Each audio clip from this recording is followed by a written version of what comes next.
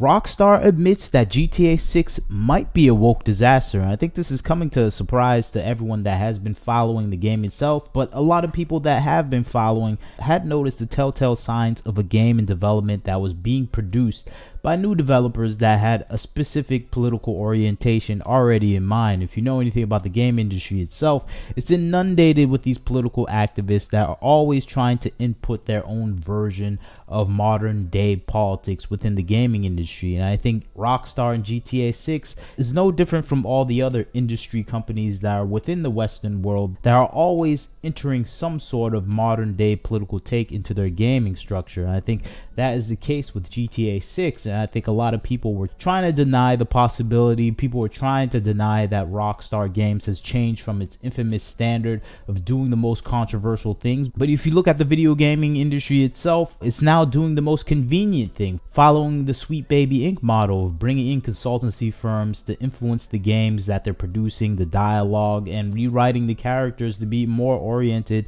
on racial, gender issues. And I think this is the thing that we're seeing in the gaming industry, where we're seeing these issues being tackled more and more, basically riding off the back of what happened at Gamergate, with a lot of the same people influencing these consultancy firms, influencing these big gaming industry giants like The Last of Us and Insomniac and a whole host of other companies, where they're changing their overall model of how they produce games and how they write games. And I think we see this with a bunch of games, with the past few generations of games that have come out, where it's more focused on making games more oriented towards these racial, gender politics that we see in modern day society. And I think it would be okay if you had good writers, but they're hiring in the same way that they're producing the games. They're hiring based on race and gender politics rather than talent. And I think that is the essential thing that is wrong with the situation. The talented people are not being chosen that can write these stories that will have modern day politics but still be able to communicate those ideas effectively to the audience. You just look at The Last of Us 2, where it's a game that is inundated with poor writing structure and overall narrative arcs that are just not connected to anything that is sensible to a person that enjoys storytelling. And I think that's the thing that we're seeing in the gaming industry now, where storytelling is being left in the dust because less talented people are being picked to make these games. And I think what we're seeing with GTA 6 and this overall concern from the GTA 6 publisher that there's going to be review bombing is just an indication that they know there's going to be backlash, because the things that they're doing with the game are really in line with the consultancy firms that always work within the industry itself, like Sweet Baby Inc., where it's going to be more focused on modern day politics, gender issues, racial issues, LGBTQ issues, any issues that are sensitive in society today, and catering to those ideals. If you know anything about the GTA series in and of itself, it's a series that doesn't care about these issues. It mocks them, it makes fun of them. It doesn't care who it embarrasses or it makes fun of. It just makes an entertaining game that doesn't care about the political issues of today. And now it's straying away from that idea and that overall narrative design of being irreverent and comedic style, and it's maybe leaning in towards doing something that is more in line with the modern day industry standard with politics. Of course it's going to be review bomb, because they're not making the game players expect from Rockstar. And I think this is the only thing you would say as a GTA publisher if you knew you are making a game not for your fans anymore. And I think that is the case with GTA 6 and Rockstar, the publisher, and Take-Two, where they're realizing, okay, we're making a game that the gamers really don't care about, and maybe we should adjust and tell our shareholders to expect to be review bomb, expect to be attacked, because we're not making a game for our game players anymore. And you have to see that as a result of them moving away from their instincts, from the things that made their game successful, towards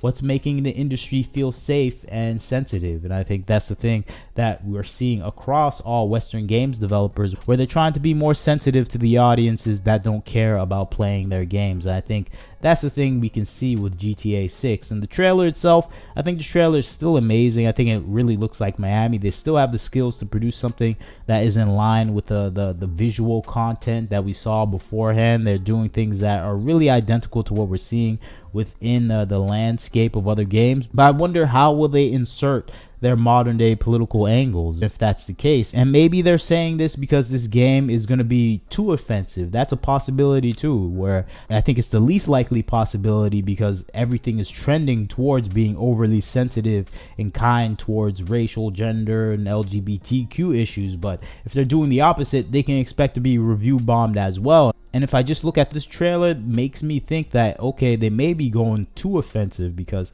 this really does look like Florida. I've been in Florida, I've been in Miami, and this really looks like the Florida I remember. And I think that is a possibility as well because they're going and making Florida as Floridians see it, and they're doing a good job of that. And I think you can't take that away from them because it looks like they did put in the work to build an actual Florida game.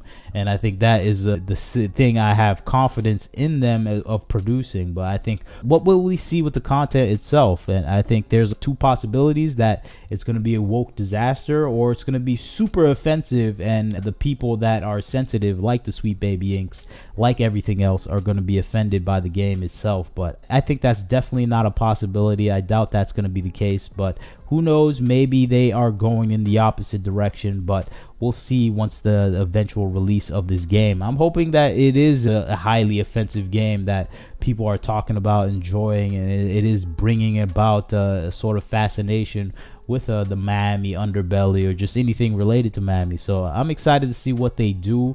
I think it's probably going to lean towards them being a Sweet Baby Inc. style, sensitive with these modern day issues, but there's a possibility that may not be the case. And if that's not the case, we can expect one of the best games of the year. At least in my perspective, that's what we'll get.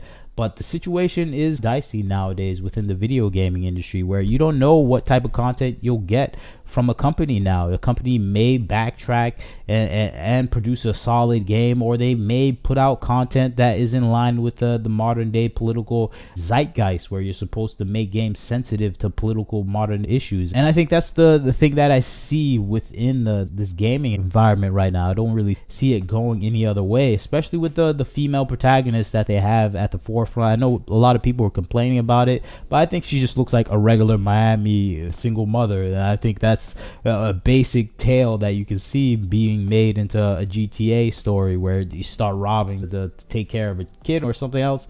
So it's easy for me to say that this game really mirrors what you see in Miami, especially the beach scenes, where I know people expect to see supermodels on the beaches, but a lot of the times you see a lot of fat, ugly people on the beach coming out in droves for some reason, especially Miami and South Beach. So I think that's the situation to be expected. And I think that's why I like the overall trailer, because it captures so much images that I've seen in Miami, like Wynwood and the downtown Miami area.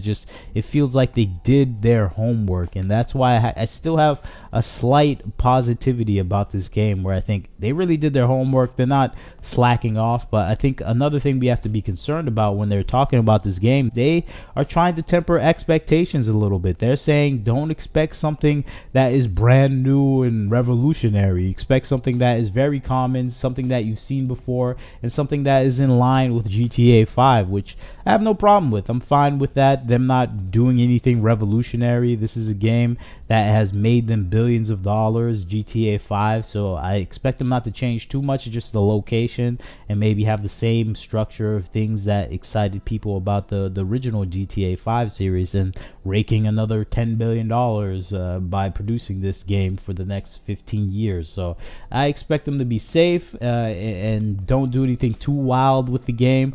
But I just hope it's not filled with modern day politics, because no one really wants that. And GTA 5 came out in a time where that wasn't a concern. I expect them to actually stay in line with the essence of the GTA series. But who knows what we'll get eventually. I'm just excited to see this game come out in a way where it is whole and it's focused on what the GTA series was always about: fun and chaos, and turning up its nose to the modern day society. And I think to do that, you're gonna have to be offensive, and that's what the GTA series is all about, being offensive. But you tell me what you think about the situation. Do you think GTA 6 will be a disaster, a woke disaster? I think there's a high possibility, but there's a high possibility it will be highly offensive to those sensitive to all the modern day political progressive topics that are out there. But you leave your comments, like, comment, share, subscribe. This is Wagner Knows Why. Catch you next time.